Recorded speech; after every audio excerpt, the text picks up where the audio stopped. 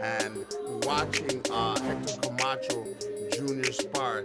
And you know what? I saw a bit of brilliance in him. Every once in a while, there was a bit of brilliance in him. But the knock on him is that he's a lazy fighter. And you can look, here's a kid coming up from 130, 135, and is now 160. You look at his body, over his last few fights.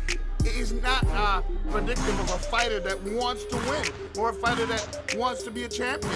Since the loss to Jesse James Lahoff for his first world title fight, I agree with Chris. He hasn't been the same. He hasn't been the same warrior in the gym.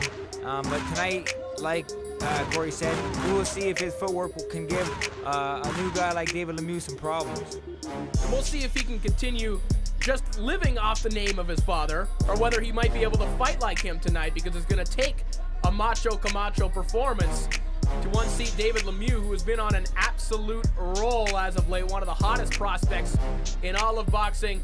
But Camacho has quite the good amateur background as well. He's been in there. He's a competent fighter. And again, this is probably the biggest test for Lemieux thus far in his career. Let's go back to what Steve Malder had said about the footwork. How much footwork can you have when you've put on 30 extra pounds?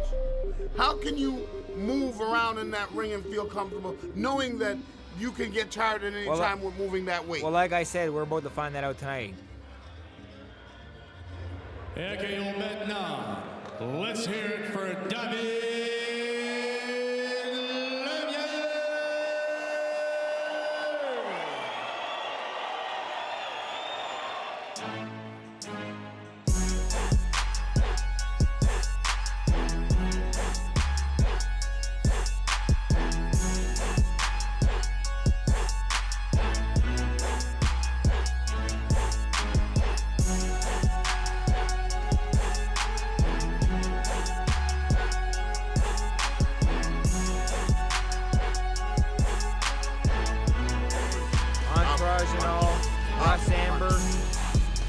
Groupie Von Michel doesn't spare any penny on these entrances, do they, guys? It's a show. It's a business outside of the boxing. It's a business to entertain the fans.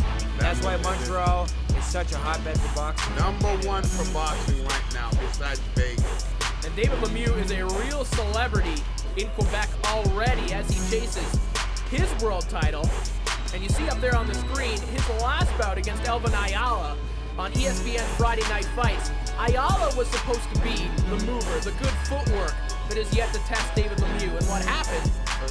First round, Elvin Ayala came forward. He got trapped in what was an admittedly small ring. And he got knocked out of there very, very quickly. Let's see if Camacho can fare any better tonight in the main event of the Fast and the Furious. The last time I ever seen a middleweight punch like this was John the Beast Mugabe. John the Beast Mugabe was 25-0 with 25 knockouts. And then he ran into Marvelous Marvin Hagler. Et vous joindre à M. Eric Speed pour l'interprétation des hymnes nationaux. Ce combat de championnat est approuvé par le Conseil mondial de la boxe et sa superviseure déléguée, Mme Danielle Gagnon. Le combat est également sous la surveillance médicale des docteurs Pierre Meunier et Marc Gagné. Ladies and gentlemen, this championship bout is sanctioned by the World Boxing Council, represented at ringside by supervisor Danielle Gagnon, and is under the medical supervision of doctors Pierre Meunier and Marc Gagné.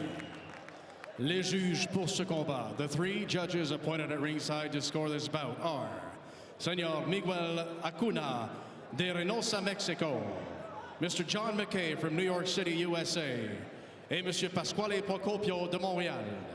L'arbitre du combat, Monsieur Michael Griffin. When the bell rings, referee Michael Griffin will handle all the action. Et maintenant, en direct du Centre Bell à Indigo et Bel Exprès Vue, Groupe Yvon Michel et le Casino de Montréal vous présentent le combat principal de ce gala, 12 rounds de boxe pour le championnat WBC international des poids moyens. And now, live from the Bell Center here in Montreal, Groupe Yvon Michel and Le Casino de Montréal bring you tonight's main event, 12 rounds of action for the WBC International Middleweight Championship. D'abord dans le coin bleu, portant la culotte noire et orange et pesant 150 livres. Introducing first, fighting out of the blue corner, wearing black trunks with orange trim, his official weight, 159 pounds even.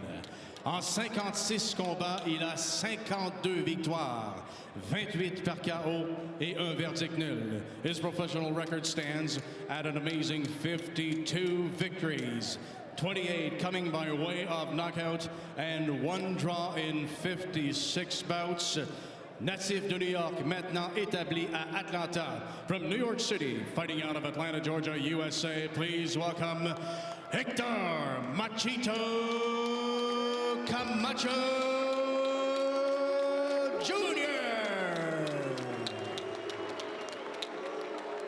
Son adversaire dans le coin rouge porte la traditionnelle culotte Bourgogne et or et pèse 159 livres 10 onces.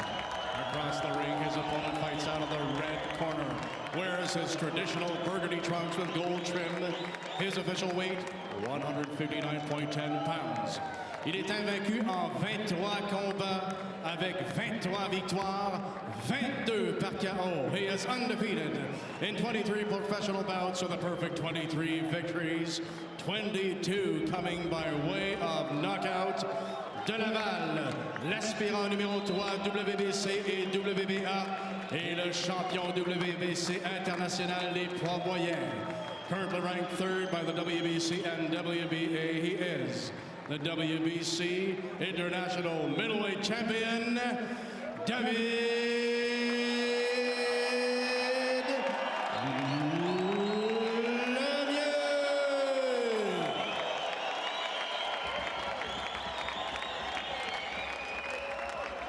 Welcome to Montreal, Quebec, ladies and gentlemen. This is your main event here from the Bell Center.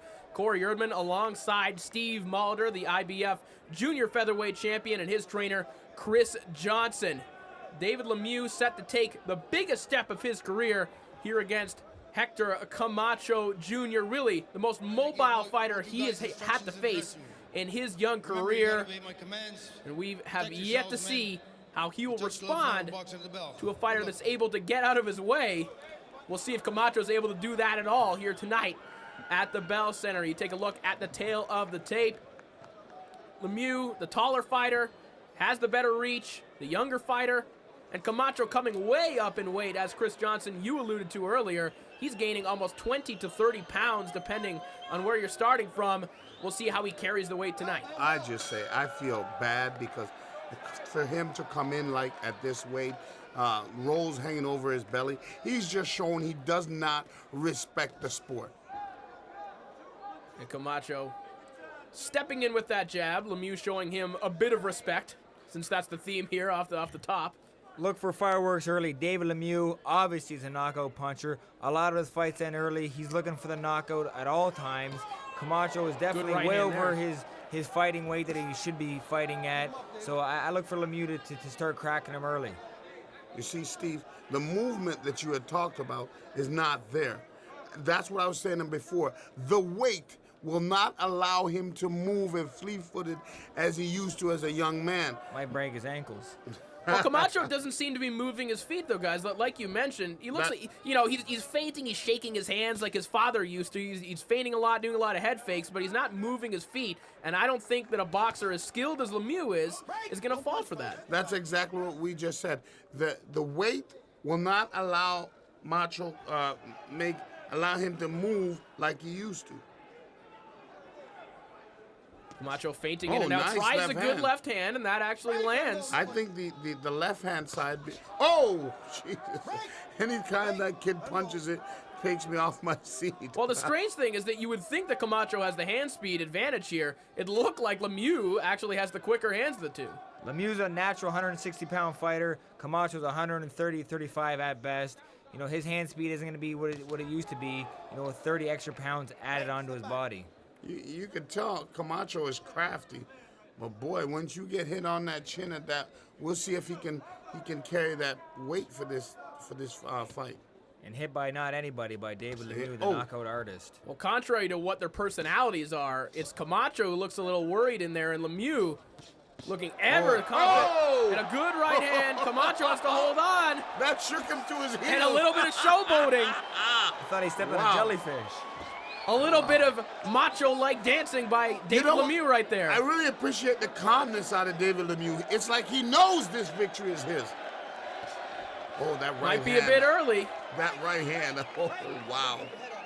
He's been here before. He's had guys hurt. In 22 of his 23 fights, he's had guys hurt. Good right hand again by Lemieux. He knows how to deal with it and how to take his time and be patient. Oh, that and body not go shot. calm. That right hand to the body. Oh, Can another right hand shakes. Can Camacho hold on here? He doesn't seem The size, too worried, is just too much. Look at the size difference. Camacho backing up. Oh, and left foot. Left hook by Lemieux. Camacho might make it out of the round here. A shaky looks one like at that. best. Oh! And a big right hand. Good night.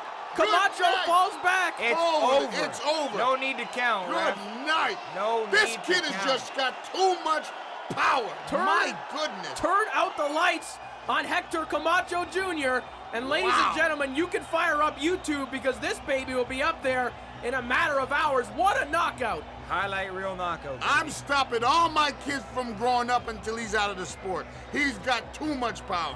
And Russ Sandberg said before the fight, I don't know any middleweight that can stand in front of David Lemieux and take his punching power, and that holds true here tonight. What a knockout. Wow.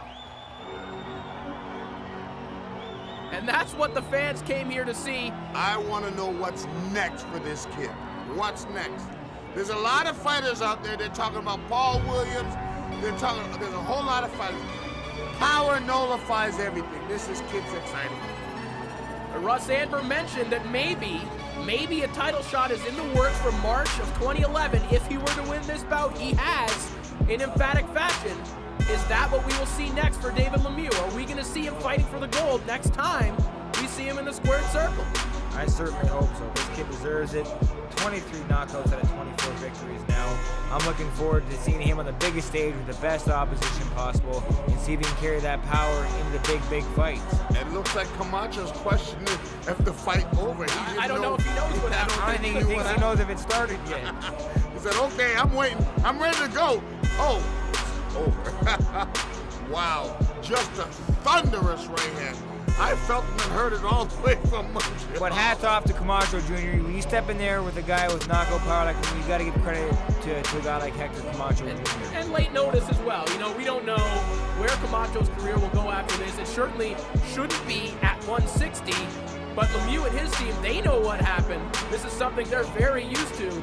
Only Jason Nogler was able to stand in there with Lemieux and not get knocked out. And I have a feeling, like Russ Sandberg said, that anyone who wants to stand in front of David Lemieux, just like this, as you see on the replay, Boom. probably going to suffer nice the same right fate. hand. That was one that That hurt was him the first earlier. one. Oh. Wobbled him, shook him to his knees, and after that, David Lemieux Yeah, knew it was going to be a matter of time. Oh, another right hand. My goodness, this kid is just, it's like he's got hammers. in Here's his the hand. straight right hand that finishes right on the tip of the chin. Boom!